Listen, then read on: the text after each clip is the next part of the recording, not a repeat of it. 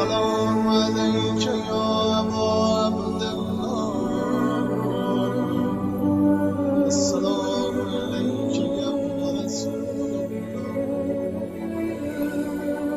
الله من الشيطان الرجيم بسم الله الرحمن الرحيم الحمد لله رب العالمين بارئ الخلائق أجمعين الصلاة والسلام على سيد الأنبياء والمرسلين وعلى أهل بيته الطيبين الطاهرين المعصومين واللعنة الدائمة على أعدائهم أجمعين من يوم عداوتهم إلى قيام يوم الدين أما بعد فقد قال الله تعالى في القرآن الحكيم وهو أصدق القائلين أعوذ بالله من الشيطان الرجيم بسم الله الرحمن الرحيم وأطيعوا الله والرسول لعلكم ترحمون صدق الله العلي العظيم صلوات پڑھ محمد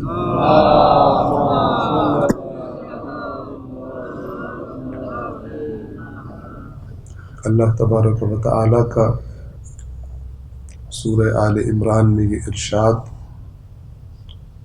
کہ اللہ اور رسول کی اطاعت کرو تاکہ تم پر رحم کیا جائے. ایک مختصر سے جملے میں چند الفاظ میں اللہ تبارک و تعالی نے خلاصہ فرما دیا ہے سمجھنے والوں کے لیے کہ اس دنیا میں خدا بند عالم جو بندے سے چاہتا ہے بندہ وہ کرے تو اللہ کی رحمت کی امید رکھے. جو بندے سے اللہ نے مانگا ہے وہ بندہ کرے تو جو بندہ اللہ سے چاہتا ہے وہ اللہ کرے گا. قرآن کریم میں اس بات کو مختلف انداز میں کہا گیا. بھرا پڑا ہے قرآن. ایک بنی اسرائیل سے خطاب میں اس طرح سے کہا گیا یا بنی اسرائیل اذکروا نعمتی التی انعمت علیکم، اے بنی اسرائیل میری اس نعمت کو یاد کرو جو میں نے تمہیں دی تھی. وَأَوْفُوا بِعَهْدِي، جو مجھ سے تم نے عہد کیا تھا اس عہد کے ساتھ وفا کرو. اوف بعہدکم، تم اگر وفا کرو گے جو تم نے میرے ساتھ عہد کیا تھا تو پھر جو میں نے تم سے عہد کیا ہے میں بھی وفا کروں گا. کیا مطلب؟ یعنی یہ نہیں کہ جو تم سے عہد لیا گیا تھا وہ تو نہ کرو اور اللہ سے کہو کہ جو تو نے عہد کیا ہے وہ پورا کر. یہ نہیں ہوگا. معاملہ دو طرفہ ہے. ایک طرف اللہ تبارک و تعالی کی ذات ہے اور دوسری طرف بندے کی ذات. قانون کیا ہے کہ اگر بندہ خدا سے رحمت چاہتا ہے، اگر بندہ خدا سے تائید چاہتا ہے، اجر چاہتا ہے، تو پھر بندے کو پہلے وہ کام کرنا ہوگا، وہ ذمہ داری ادا کرنی ہوگی جو اللہ نے اس سے طلب کی.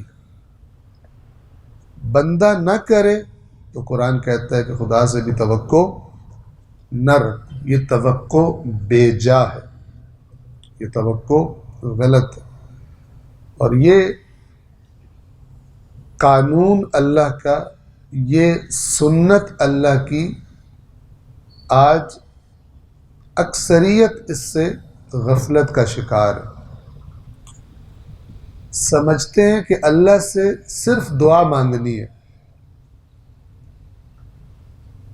یہ نہیں دیکھتے کہ جس چیز کی دعا مانگ رہے ہیں، جس کام کے ہونے کی اللہ سے دعا مانگ رہے ہیں، اس کام کے سلسلے میں اللہ نے ہمارے اپنے ذمے کیا لگایا ہے. جب میں کسی چیز کے لیے خدا سے اللہ کی بارگاہ میں دعا مانگتا ہوں تو پہلے مجھے یہ دیکھنا ضروری ہے کہ یہ جس کام کی دعا مانگ رہا ہوں اس کے سلسلے میں کیا کر سکتا ہوں، میرے ذمے کیا ہے، میں اپنے ذمے کا کام کروں، اللہ تبارک و تعالی دعا کو اپنی بارگاہ میں قبول کر کے اس کا اثر عطا فرمائے گا۔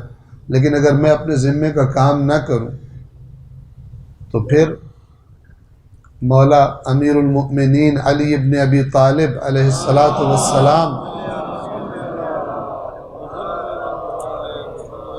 فرماتے ہیں الداعی بلا عمل، وہ دعوت دینے والا، وہ الداعی عربی زبان میں پکارنا، بغیر عمل کے اللہ کو پکارنے والا، بغیر عمل کیے اللہ سے دعا کرنے والا، کرامی بلا وتر، اس شخص کی طرح ہے، اس تیر انداز کی طرح ہے جو بغیر کمان کے تیر چلا رہا ہو۔ تصویر دیکھیے، اگر تیر کو آپ نے پرانے زمانے کی جنگوں کے مثلا مناظر دیکھے ہوں گے فلموں وغیرہ میں، تو جب ایک لشکر دوسرے لشکر پہ حملہ کرتا ہے تو جو تیر انداز ہوتے ہیں وہ کمان سے تیر چلاتے ہیں یا ہاتھ میں تیر پکڑ کے پھینک رہے ہوتے ہیں؟ کمان سے تیر چلاتے ہیں۔ اگر کوئی کمان استعمال نہ کرے اور ہاتھ سے تیر پھینکے تو تیر اپنے نشانے تک، اپنی منزل تک نہیں پہنچے گا۔ تو مولا یہ تصویر دکھا رہے ہیں کہ جو بغیر عمل کے دعا مانگتے ہیں وہ ان کی طرح ہے جو بغیر کمان کے تیر چلاتے ہیں۔ کیا مطلب؟ یہ تیر اپنے نشانے پر، اپنے ہدف پر نہیں پہنچے گا۔ دعا عمل کے ساتھ۔ بڑی مثالیں رسول اللہ کی، اہل بیت کی زندگیاں، گھر بیٹھ کے اس کام کے لیے دعا نہیں مانگتے جس کے لیے باہر نکلنا ضروری ہے۔ مثلا میدان میں جاتے ہیں، میدان بدر میں جاتے ہیں، جو کچھ بس میں تھا ظاہری اسباب، وہ طاقت لے کر ان افراد کو جمع کر کے، ہتھیار جتنے ہو سکے، جو کچھ اپنے بس میں تھا ظاہری اسباب کے مطابق، اسے لے کر میدان میں پہنچ جاتے ہیں، پھر اللہ سے دعا کرتے ہیں یا اللہ مدد فرما۔ ایسا نہیں ہے کہ خود مسجد نبوی میں بیٹھے رہیں، مدینہ سے نہ نکلیں اور کہیں یا اللہ مدد فرما۔ اگر اس طرح اللہ نے دعائیں سننی ہوتی تو اپنے رسول کو ایسا کرنے کا حکم دیتا، یا رسول اللہ آپ ہمارے سب سے پیارے ہیں، آپ کو زحمت کی ضرورت ہی نہیں ہے، آپ کو باہر نکلنے کی ضرورت ہی نہیں ہے، آپ ہمیں اتنے پیارے ہیں، ہم آپ کو کیوں زحمت میں ڈالیں؟ آپ سفر کریں گرمی میں، آپ تیروں کے سامنے جائیں، آپ تلواروں کے سامنے جائیں، آپ کے ساتھی شہید ہوں، ہمیں آپ سے پیار ہے، ہم سارا کچھ خود ہی کر دیتے۔ ایسا کیا اللہ نے؟ آج کے بہت سارے مسلمان سمجھتے ہیں کہ ہماری دعائیں ایسے قبول ہوں، لہٰذا عمل کے میدان کو خالی چھوڑا ہو۔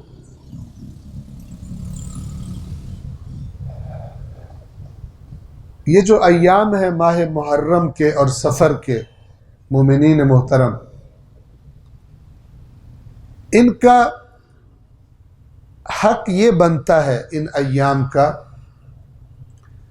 کہ ان ایام میں رسول اللہ، اہل بیت اطہار اور بالخصوص امام حسین علیہ السلام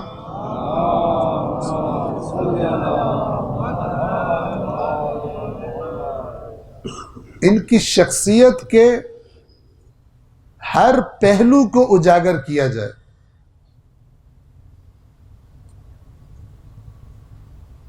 تب جا کر سننے والا امام حسین کو پہچانے گا کہ ہیں کون،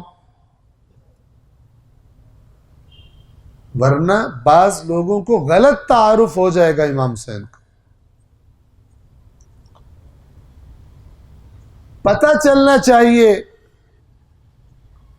کہ وہ امام حسین جس سے روز قیامت ملاقات ہونی ہے ان کی کیا صفات ہیں، تاکہ جو سننے والا ہے وہ جان لے کہ یہ شخصیت جس حالت میں اب ہوں، جس طرح کی میں زندگی گزار رہا ہوں، جس طرح میری گفتار ہے، جس طرح میرا کردار ہے، یہ شخصیت مجھے قبول کرے گی یا قبول نہیں کرے گی۔ یہ تب تک ممکن نہیں ہے جب تک سننے والوں کو ان شخصیات کا مکمل تعارف نہ کروایا جائے، اور ان کے تعارف کا سب سے قابل اطمینان اور سب سے زیادہ قابل اعتماد راستہ قرآن مجید ہے، اور کوئی نہیں ہے۔ اس بات پر غور کیجیے۔ کیوں؟ اس لیے کہ قرآن وہ واحد کتاب ہے جس پر ساری کی ساری پر ایمان رکھنا لازم ہے، واجب ہے۔ یہ وہ واحد کتاب ہے جس کی سب باتیں ٹھیک ہیں، اور آپ اطمینان سے کہہ سکتے ہیں جس آیت پر بھی ہاتھ رکھیں آپ کہہ سکتے ہیں اللہ یہی چاہتا ہے، اور 12 امام اور 14 معصوم یہی چاہتے ہیں، اور اس بات میں ذرہ برابر بھی شک نہیں ہے۔ آپ کہہ سکتے ہیں قرآن کی ہر بات کے بارے میں اور کوئی کتاب نہیں ہے جس کتاب کی ہر بات کے بارے میں اس طرح اطمینان اور اعتماد کے ساتھ بات کی جائے۔ ایک بات کہتا ہوں، توجہ سے سنیے گا۔ بڑے بڑے علماء جب روزے کی حالت میں ہوتے ہیں، توجہ سے سنیں، خاص طور پر ماہ مبارک رمضان، تو حدیث بیان کرتے وقت احتیاط کرتے۔ مثلا عام ایام میں یہ وہ جو تقوی والے ہیں، ڈرتے ہیں اللہ سے، جو اللہ سے ڈرے ہی نہ پھر اس کی مسئلہ اور ہو جاتا ہے۔ عام ایام میں کہتے ہیں رسول پاک نے فرمایا، مولا علی نے فرمایا، امام نے فرمایا، اس طرح کہتے ہیں۔ لیکن جب ماہ رمضان میں حالت روزہ میں ہوتے ہیں تو جو محتاط لوگ ہیں دین کے بارے میں، وہ تھوڑی سی تبدیلی کے ساتھ یہ بات کرتے ہیں۔ کیا کہتے ہیں؟ فلان کتاب میں لکھا ہے کہ رسول پاک نے فرمایا۔ کیوں کہتے ہیں یہ بھلا؟ کہ ہم نے اس کتاب میں پڑھا ہے، ہم یہ نہیں کہہ رہے کہ حتماً فرمایا ہے، اس کتاب کی روایت یہ ہے۔ فرق ہے دو باتوں۔ ایک دفعہ میں کہوں یقین کے ساتھ کہ اللہ کے رسول نے یہ فرمایا ہے، تو اگر وہ نہ فرمایا ہو تو میرا روزہ باطل ہو جائے گا۔ ٹھیک ہے؟ ذرا غور سے سنیں۔ لہذا جب روایت نقل کرتے ہیں تو کہتے ہیں کتاب اصول کافی کی روایت کے مطابق، شیخ کلینی کی نقل کے مطابق رسول پاک نے یوں فرمایا، یعنی شیخ کلینی کا نام لیتے ہیں، کتاب کا نام لیتے ہیں کہ اس کی روایت یہ ہے۔ ان دونوں باتوں میں فرق ہے۔ وہ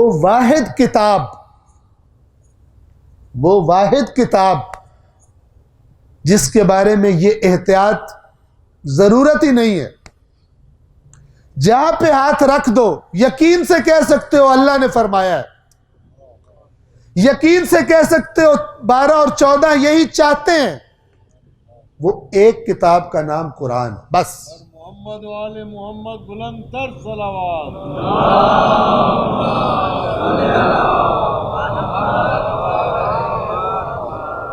ہم نے جب علماء کی خدمت میں حاضر ہوتے تھے بڑے علماء، بزرگ علماء پڑھائی کے دوران بھی، قوم کے رہنے کے دوران بھی، تو وہ اپنی نصیحتوں میں ایک یہ نصیحت کرتے تھے کہ روایت حدیث پڑھتے وقت احتیاط کرو،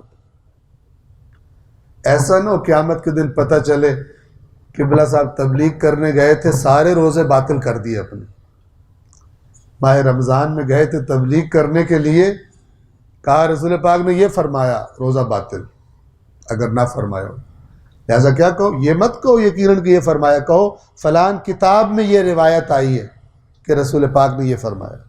یہ دو الگ الگ بات۔ اب دیکھیں قرآن کا فرق باقی کتابوں سے۔ وہ کہتے تھے ہم آیت قرآن تو اعتماد سے پڑھتے ہیں، لیکن روایات پڑھتے وقت ہم احتیاط کرتے ہیں۔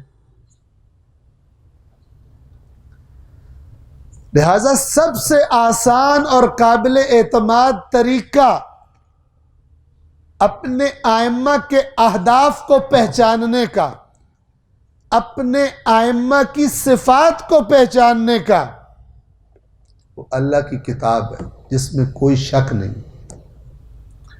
ورنہ ہو سکتا ہے میں آپ کو امام حسین کا کوئی اور تعارف کرواؤں اور میرے بعد آنے والا کوئی اور تعارف کروائے اور اس کے بعد آنے والا کوئی اور تعارف کروائے، یہاں تک کہ آپ کہیں کہ یار ان مولویوں کی سمجھ نہیں آتی،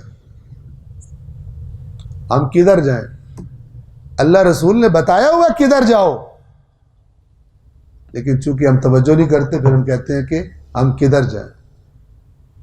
قرآن کریم دین شناسی میں، اسلام شناسی، اہل بیت شناسی میں قرآن کی اہمیت کو، بنیادی اہمیت کو سمجھ لیں اور پھر دیکھیں خداوند عالم کس طرح سے بصیرت میں اضافہ فرماتا ہے۔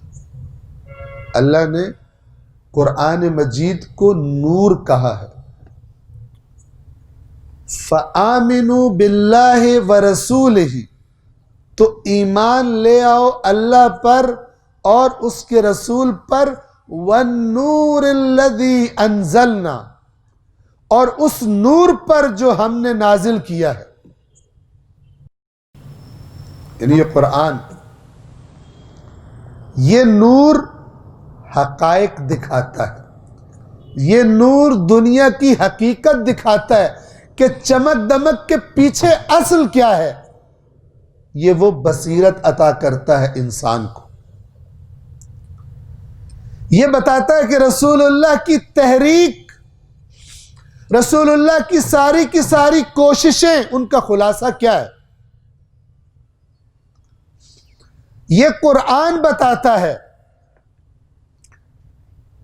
ایک نہیں دو نہیں، سارے کے سارے انبیاء دنیا میں کیا مقصد لے کر آئے تھے، بڑے سادہ سے لفظوں میں۔ اللہ کو مرچیں مثالیں ڈالنے کی ضرورت ہی نہیں ہے کہ اللہ کو یہ فکر ہو کہ میرے قرآن کو میں ایسا بناؤں کہ سننے والا بندہ ہر آیت پہ اٹھ کے نعرے مارے، اللہ کو ضرورت ہی نہیں۔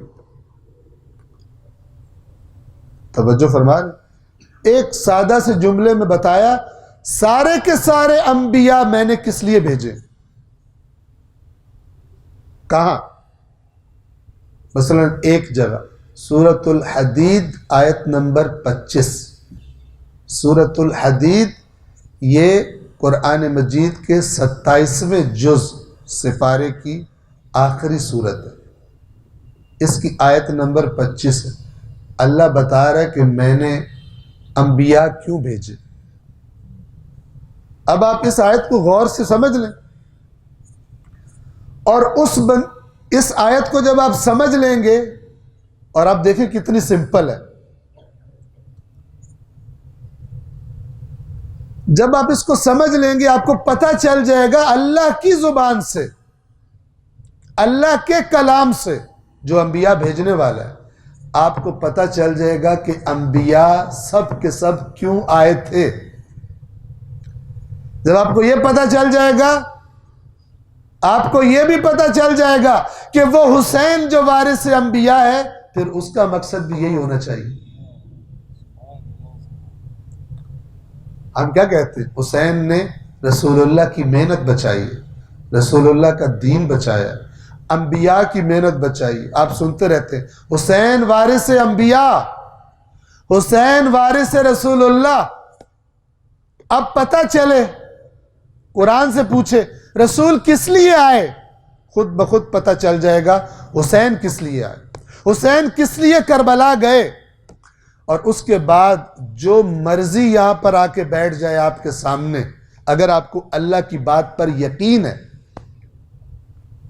آپ نے وہاں سے دیکھ لیا ہے جس سے سچی بات اور کہیں نہیں لکھی ہوئی، آپ نے وہاں پہ جا کے دیکھ لیا.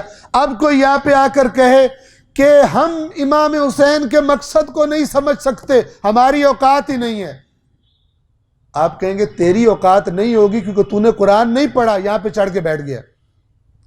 ہم نے قرآن میں پڑھا ہے جس میں اللہ نے انبیاء کا مقصد بتایا ہے، تو ہمارا حسین تو وارث انبیاء ہے، خود بخود وہی سے ہمیں حسین کا مقصد بھی پتہ چل گیا. دوسری دفعہ کسی کی جرت نہیں ہوگی یہاں پہ بیٹھ کے کہے ہم نہیں سمجھ سکتے. قرآن کا نام لو، تم نہیں سمجھ سکتے. امام حسین کربلا کیوں گئے، تم نہیں سمجھ سکتے. فلان دی تم نہیں تو کس کی بات، شیطان کی بات رہ جاتی ہے پیچھے سمجھنے کے لیے، جب نہ قرآن سمجھ میں آتا ہے نہ امام حسین. یہ میں اس لیے کہہ رہا ہوں کہ بہت سارے لوگ اس کا پرچار کر رہے ہیں.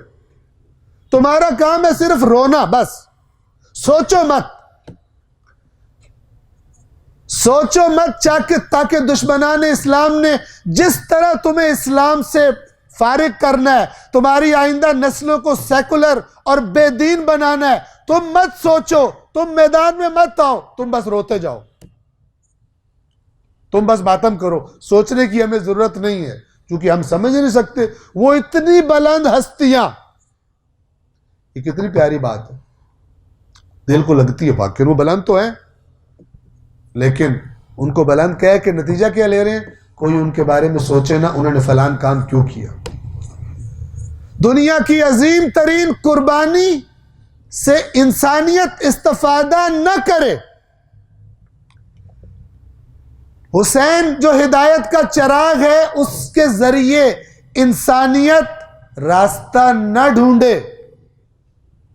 ہم نہیں سمجھ سکتے یہ کہہ کر، یہ باطل ہے. اللہ تبارک و تعالی نے کہا ہے کہ میری آیات کو بھی اندھوں اور بہروں کی طرح نہ قبول کرو. قرآن میں لکھا ہوا میری آیات، اس سے زیادہ کون سا مکتب ہوگا، اسکول آف تھاٹ ہوگا جو انسان کی عقل کو مقام دے رہا ہے. اللہ کہہ رہے میری آیات بھی اندھے بہروں کی طرح مت مان لیا کرو. لہذا آپ قرآن کی آیات دیکھیں، افلا تعقلون، افلا یتفکرون.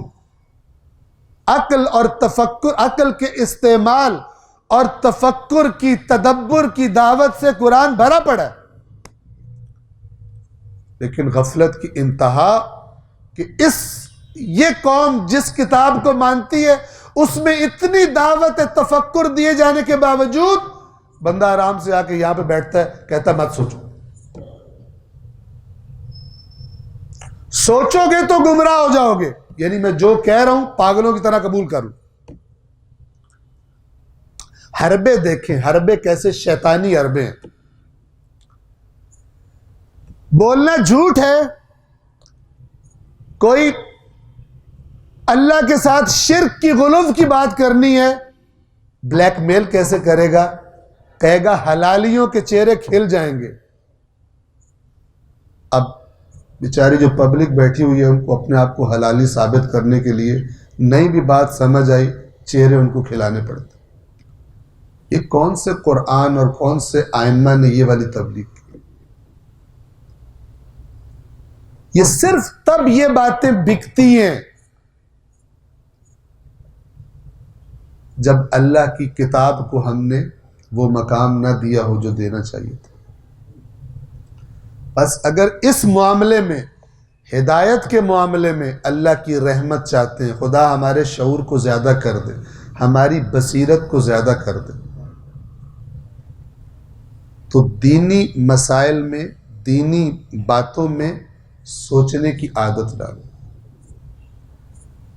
حتماً گزشتہ سال جب توفیق ہوئی تھی یہاں میں نے یہ آیت آپ کو سنائی ہوگی یہ ان چیزوں میں سے ہے کہ جو بنیاد فراہم کرتی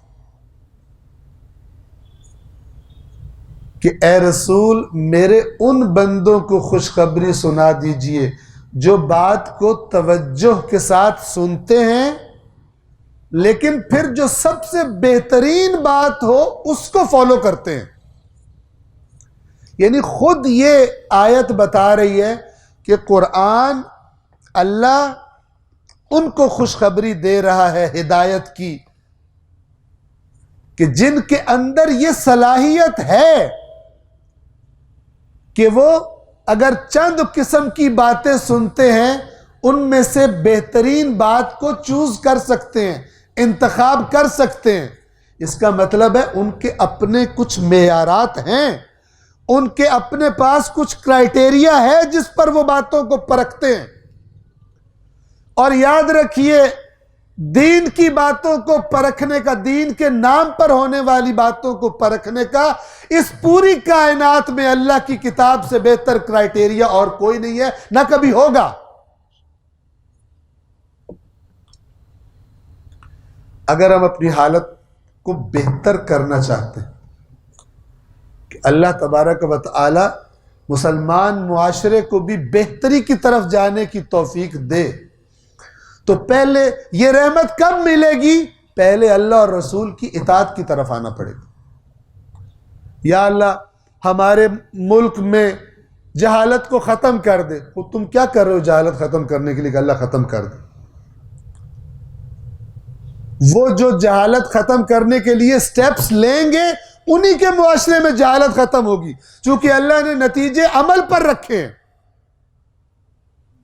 عمل کے بغیر اللہ نتیجے نہیں دیتا. ذہن میں سوال پیدا ہو سکتا ہے کہ جناب وہ تم جو بے دین معاشرے ہیں وہ تو اللہ سے دعا نہیں کرتے، تو پھر ان میں اگر وہ عمل کرے اور مومن بھی عمل کرے، اللہ کو ماننے والا بھی وہی محنت کرے اور اللہ کو نہ ماننے والا بھی وہی محنت کرے، تو پھر فرق اگر نتیجہ عمل پر ہی نکلنا ہے پھر مومن میں فرق کیا ہے، غیر مومن میں کیا فرق ہے؟ سن لیجئے، مومن کو اللہ یہ کہتا ہے کہ اگر تو عمل کرے گا تیرے عمل کے نتائج میں کئی گنا بڑھا دوں گا اس کے مقابلے میں جو مجھ پر ایمان نہیں رکھتا. مثلا میدان جنگ ہے، وہ 1000 ہیں، زیادہ اسلحے والے ہیں، تم 313 ہو، کم اسلحے والے ہو، کم گھوڑوں والے ہو. تمہاری کمی تم نے ہماری بات مانی، تم میدان میں آ گئے، اب اگلا کام ہمارا ہے. جو تمہارے بس میں تھا تم نے کیا، اگلا کام مجھ اللہ کا ہے، میں تمہیں غالب کر دوں. یہ اللہ مومن سے وعدہ کرتا ہے، یہ وعدہ کافر کے ساتھ نہیں. لیکن مومن کے ساتھ یہ وعدہ کب ہے؟ جب مومن اپنے حصے کا جو اس کے بس میں ہے کام کرے. اگر کافر کی محنت کا نتیجہ نہ نکلنا ہوتا، صرف مومن کی محنت کا نتیجہ نکلنا ہوتا، تو آج دنیا ان کے ہاتھ میں نہ ہوتی جو دین کے دشمن ہیں، جو دین کو ایک پسماندگی کا سبب سمجھتے ہیں. وہ دنیا میں یہ حالت نہ ہوتی جو آج ہے. پھر یہ ہوتا کہ مسلمان پڑھ پڑھ کے پھونکے مارتے اور میزائل بنتے جاتے. یہ والی آیت پڑھ کے فلان پیر صاحب ان کے پاس ایسا دم ہے جس سے فائٹر جیٹ بن جاتا ہے.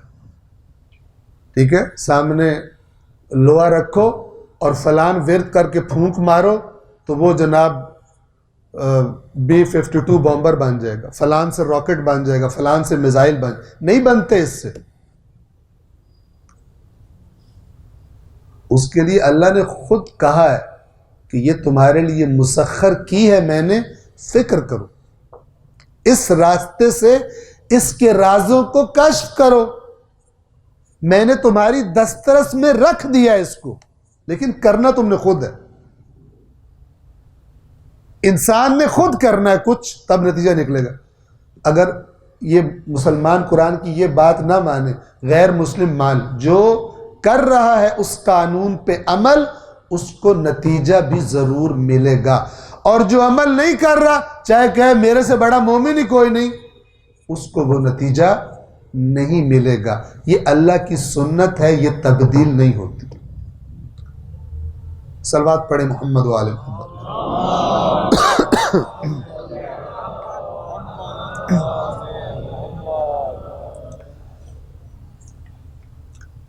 معاشرے سے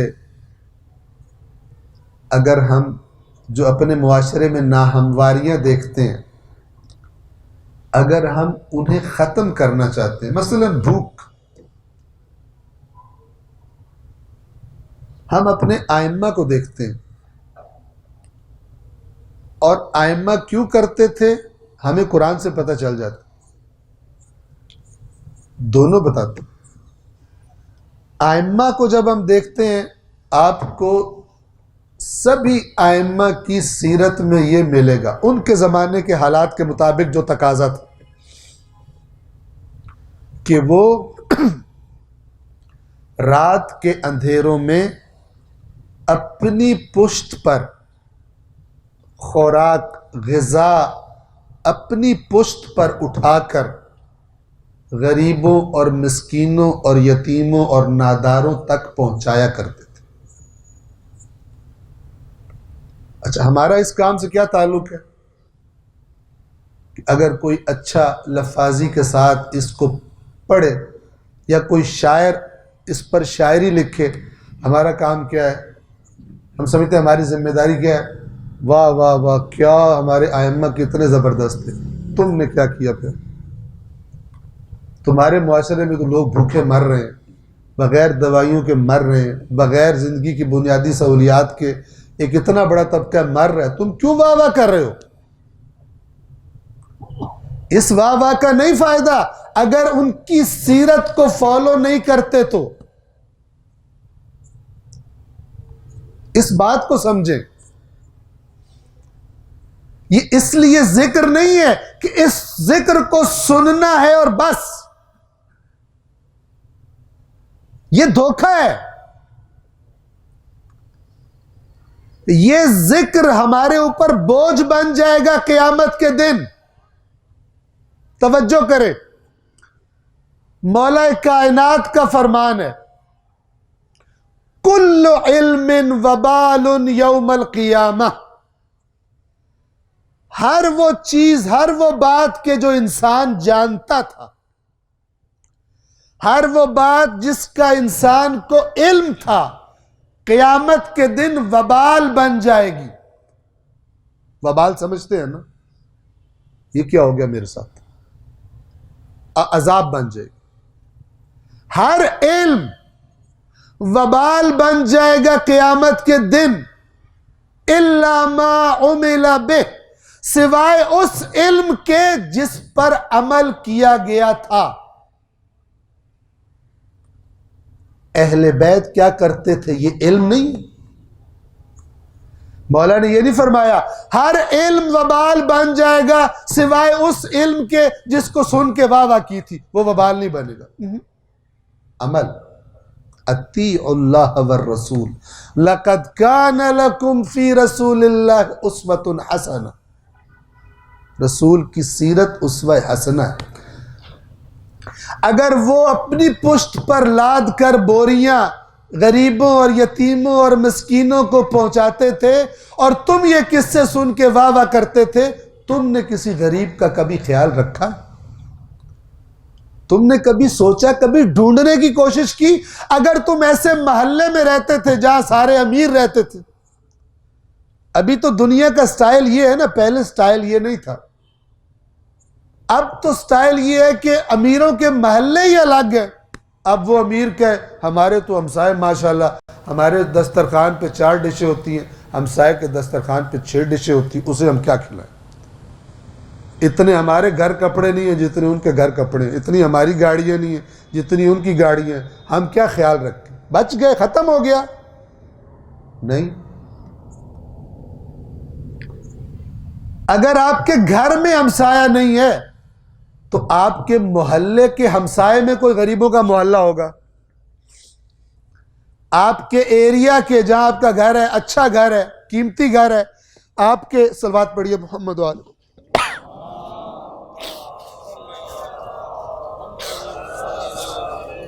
کراچی کا ایک ایریا مثال کے طور پر ایسا ہے جہاں پہ غریب نہیں ہے، لیکن کراچی کے کتنے علاقے ایسے ہیں جو غریبوں سے بھرے پڑے۔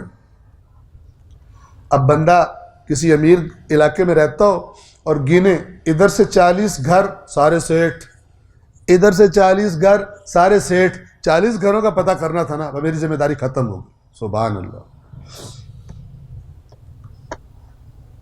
جب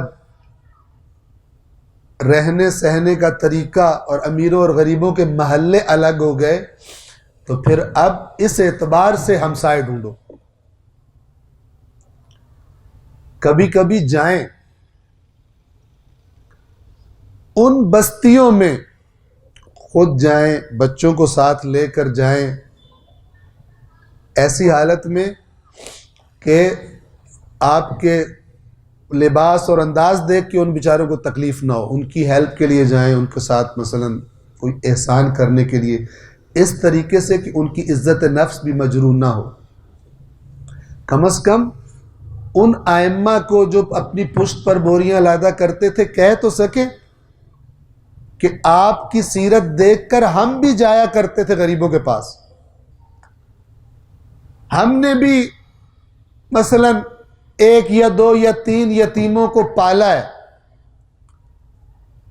مثلا میرے 2 بچے تھے، میں نے اللہ سے عہد کیا یا اللہ 2 یتیم بھی میں یوں سمجھوں گا تو نے مجھے 4 دیے ہیں، ان 2 کو بھی پالوں گا۔ ہم میں سے کتنے صرف آیات کی تلاوت کر کے سن کے ثواب لے کے جنت میں جانا چاہتے ہیں؟ صرف ذکر اہل بیت سن کے اور کچھ نہ کر کے جو اس ذکر کا تقاضا ہے، وہ ذکر خود پکار پکار کے دعوت دے رہا ہے کہ میرا تم سے کیا تقاضا ہے، وہ نہ کر کے صرف سن کے، یہ غلط ہے۔ قرآن کی آیات چیخ چیخ کے گواہی دے رہی ہیں۔ ایک سورہ ہے قرآن کی، سورۃ البلد، وہاں پہ اللہ تبارک و تعالیٰ کیا فرماتا ہے؟ الم نجعل لہ عینین۔ اب ذرا غور سے سنیے، کیا ہم نے انسان کو 2 آنکھیں نہیں دی؟ کیوں اندھا بنا ہوا؟ کیوں اس کو معاشرے کی ناہمواریاں دکھائی نہیں دیتی؟ دونوں آنکھوں سے صرف اپنے مفادات دیکھتا ہے، اپنی آرزویں پوری کرنے کے چکر میں ہے۔ اس کو غریب مسکین نادار لوگ نہیں نظر آتے۔ الم نجعل لہ عینین، کیا ہم نے اس کو 2 آنکھیں نہیں دی؟ ولسانا وشفتین، اور زبان اور 2 ہونٹ۔ یہ 2 ہونٹوں کے اگر انسان کے نہ ہوتے تو آپ زبان سے ٹھیک طرح بول بھی نہ سکتے، یعنی بولنے کا سیٹ اپ۔ ولسانا، ایک زبان، وشفتین، اور 2 ہونٹ۔ کس لیے دیے؟ نیکیوں کی ترغیب کے لیے دیے، حق بولنے کے لیے، حق کا پرچار کرنے کے لیے، ورنہ لغویات کے لیے اللہ نے دنیا تھوڑی خلق کی ہے۔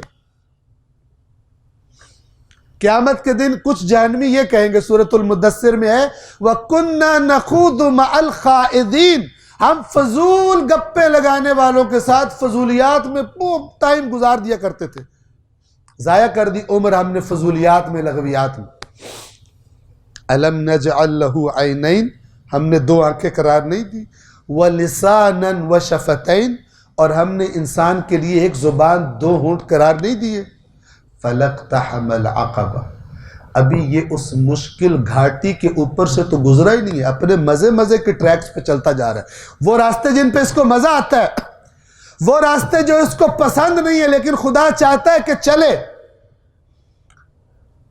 ان ناگوار راستوں سے یہ ہو کر گزرا ہی نہیں۔ ہماری روایات میں بتایا گیا اللہ نے جنت کو ناگوار چیزوں کے اندر رکھا ہے، یعنی ان ناگواریوں کو برداشت کرنا پڑے گا، جنت تب ملے گی۔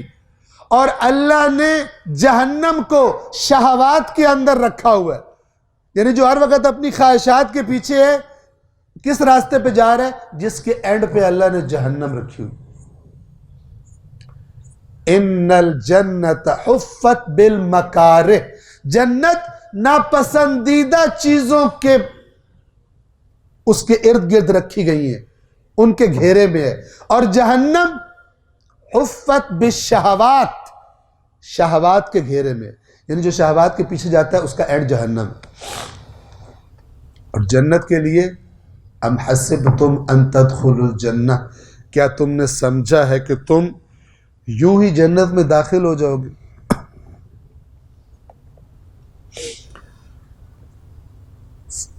فلقتحم العقبہ، اس گھاٹی سے، گھاٹی آپ سمجھتے ہیں اونچا پہاڑی راستہ ہوتا ہے، پگڈنڈی ہوتی ہے کہ اگر اس سے بندہ پھسلے تو دھڑام سے گر جائے، ہلاک ہو جائے، مشکل جگہ ہوتی ہے۔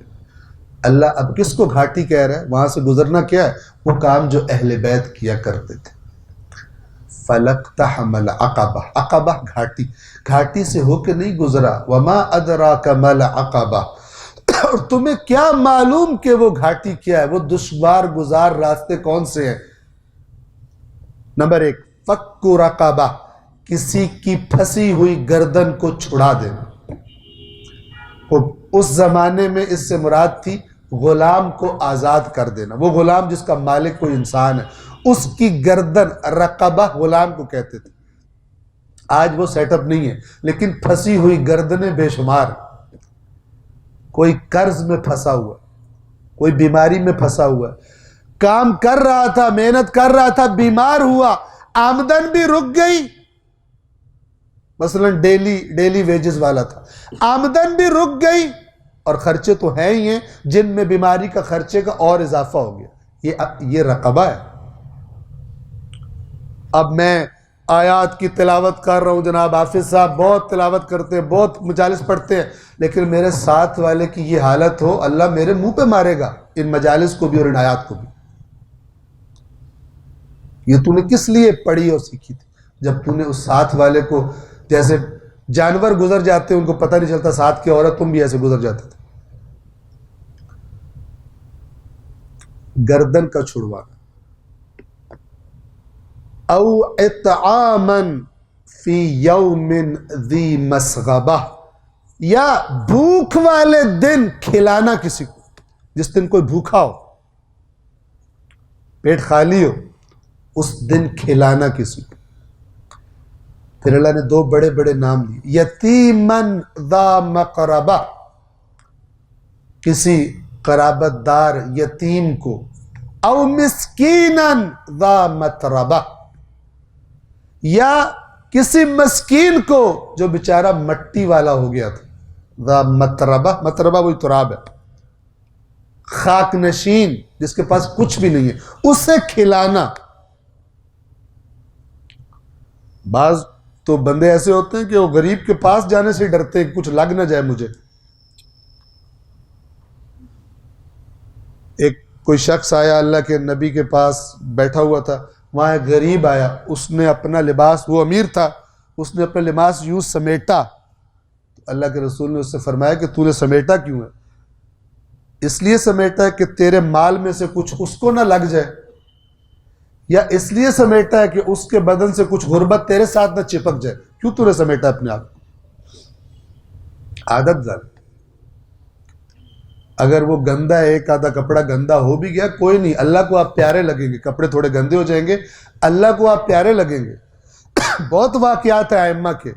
ایک سفر میں 8ویں امام ایک سفر میں جا رہے ہیں، یہاں پہ اپنی رائز کو آج کے لیے تمام کرتا ہوں، سفر میں جا رہے ہیں، ظاہراً وہی سفر جو خراسان کا تھا، راستے میں ایک جگہ پڑاؤ کیا، قیام کیا، وہاں پر دیکھا امام نے کچھ بالکل فقیر پھٹے پرانے کپڑوں والے اس قسم کے لوگ تھے۔ امام نے اپنے خادموں کو حکم دیا کہ جو ساتھ تھے کہ ان کو آج کھانا کھلانا ہے۔ ان سب کو دعوت دے دی گئی۔ جب سفرہ دسترخوان لگایا گیا تو وہ سارے آ کے بیٹھ گئے، امام بھی ادھر بیٹھنے کے لیے جانے لگے۔ اب ذرا غور سے سنیے، امام تو امام کا ایک جو ساتھی تھا اس کو پسند نہیں آئی یہ بات، اس نے سمجھا امام کا جو لیول ہے وہ ذرا آلودہ ہو جائے گا اگر ان کے ساتھ بیٹھ جائیں گے تو اس نے کہا آپ کھانا تو ان کو کھلا دیے، آپ اگر ان کے ساتھ نہ کھائیں یہ خود ہی کھا لیں گے، آپ ذرا الگ کھا لیں۔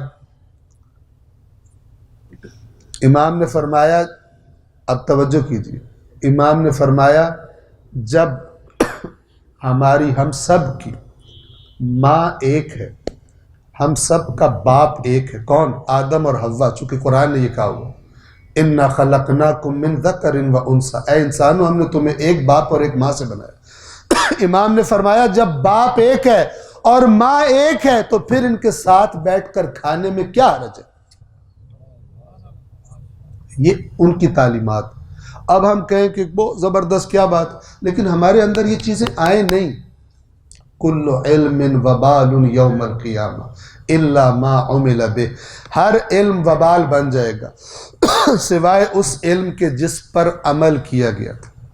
یہ تو مولا کا فرمان ہے، قرآن کی آیات بیسیوں ہیں جو یہ باتیں ہم کو بتاتی ہیں۔ ایک صلوات پڑھیے محمد و آل محمد۔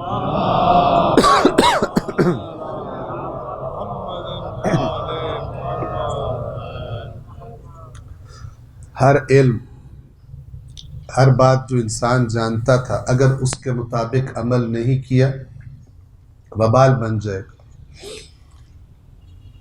جو امت نے رسول کی آل کے ساتھ کیا جبکہ جانتے تھے اس آل کا مقام کیا ہے، اللہ کے رسول کے فرامین میں یہ بات روشن کر دی گئی تھی۔ آج بھی مسلمانوں کی کتابوں میں اللہ کے نبی کے فرامین، سچے فرامین، صحیح السند فرامین گواہی دے رہے ہیں کہ آل رسول کا مقام کیا تھا، لیکن جانتے بوجھتے ہوئے آل رسول کو بازاروں کی زینت بنایا گیا، درباروں کی زینت بنایا گیا، لوگوں سے کہا گیا باغی آئے ہیں ان کا تماشا دیکھو، آ کر نئے کپڑے پہن کے آؤ، خوشیاں مناؤ، تمہارے خلیفہ کے خلاف جس باغی نے بغاوت کی تھی اس کا سر آ کر دیکھو نیزے پر، اس کے بچوں کے سر دیکھو نیزوں پر، اس کی بہنوں، اس کی خواتین، اس کی مستورات کی حالت دیکھو، بے مکنا و چادر ہے۔ یزید کا ارادہ نہیں تھا کہ اہل بیت کو رہا کرتا شام سے، لیکن سید سجاد اور بی بی زینب کے خطبوں نے دمشق کی فضا بدل ڈالی تھی۔ جب سید سجاد نے اپنا تعارف کروایا کہ میں اس کا نواسا ہوں جس کا کلمہ پڑھتے ہو، جس کا نام اذان میں سنا ہے تم نے، میں اس کا نواسا ہوں، اور جب علی کی بیٹی نے اپنے بابا کے لہجے میں یہ خطبہ دیا اور آنے والوں سے جو اہل بیت کا تماشا دیکھنے آئے تھے کہا تماشا دیکھنے کے لیے آئے ہو، آؤ میں تمہیں بتاتی ہوں کن کا تماشا دیکھنا چاہتے ہو، ہم تمہارے نبی کی بیٹیاں ہیں، جس کا تم کلمہ پڑھتے ہو ہم ان کی بیٹیاں ہیں، میں نبی کی بیٹی فاطمہ الزہرا کی بیٹی زینب ہوں جس کا تماشا دیکھنے آئے ہو، آؤ جو تماشا دیکھنا چاہتا ہے اپنے نبی کے اہل بیت کا تماشا دیکھ لے۔ ان باتوں نے، ان خطبات نے دمشق کی فضا بدل دی۔ جب یہ باتیں عام ہوئیں کہ یہ قیدی کون ہیں تو آہستہ آہستہ یہ ہونے لگا کہ جب کوئی شامی، دمشق کا کوئی مرد اپنے گھر میں گھستا تھا تو اس کی عورتیں اسی کہتی تھی کہ تم کیسے بے غیرت ہو کہ تمہاری عورتیں تو پردے میں ہیں اور نبی زادیاں بے مکنا و چادر بازاروں میں ہیں، تمہاری غیرتوں کو کیا ہوا؟ جب یہ فضا بنی تو یزید کو مجبوراً اہل بیت کی رہائی کا حکم صادر کرنا پڑا۔ امام سجاد کو بلوایا اس نے اور کہا تم آزاد ہو، کوئی مطالبہ ہو تو بتاؤ۔ سید سجاد نے عزاداروں بی بی زینب کے کہنے پر ایک مطالبہ کیا تھا، اور وہ مطالبہ کیا تھا کہ ہم سے جو سامان لوٹا تھا کربلا میں ہمیں واپس کر دیا۔ بہت قیمتی چیزیں تھی اہل بیت کی اس سامان میں۔ یزید نے کہا یہ ممکن نہیں، خدا جانے کون کون وہ لوٹا ہوا سامان لے کر چلا گیا ہے، تم اس سامان کی قیمت لے لو۔ سید سجاد نے ایک چیخ ماری اور کہا یزید دو جہان ہمارے سامان کی قیمت نہیں بن سکتے۔ اس سامان میں میری ماں زہرا کی ایک چادر تھی جو ان کے ہاتھوں سے سلی ہوئی تھی، کوئی اس کی قیمت دے سکتا ہے؟ جو بھی سامان بچا ہے حکم دے ہمیں وہ سامان واپس کیا جائے۔ عزاداروں جو سامان بچا تھا واپس کیا جانے لگا۔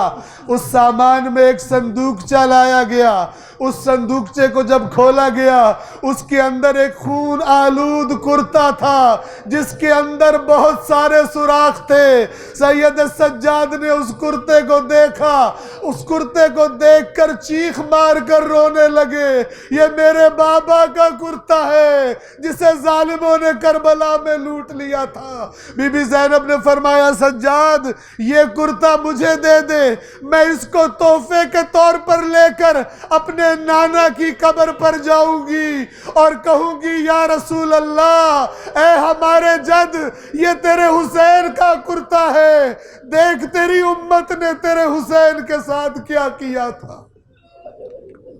الا لعنت اللہ علی القوم الظالمین وسيعلم الذین ظلموا ای منقلب ینقلبون۔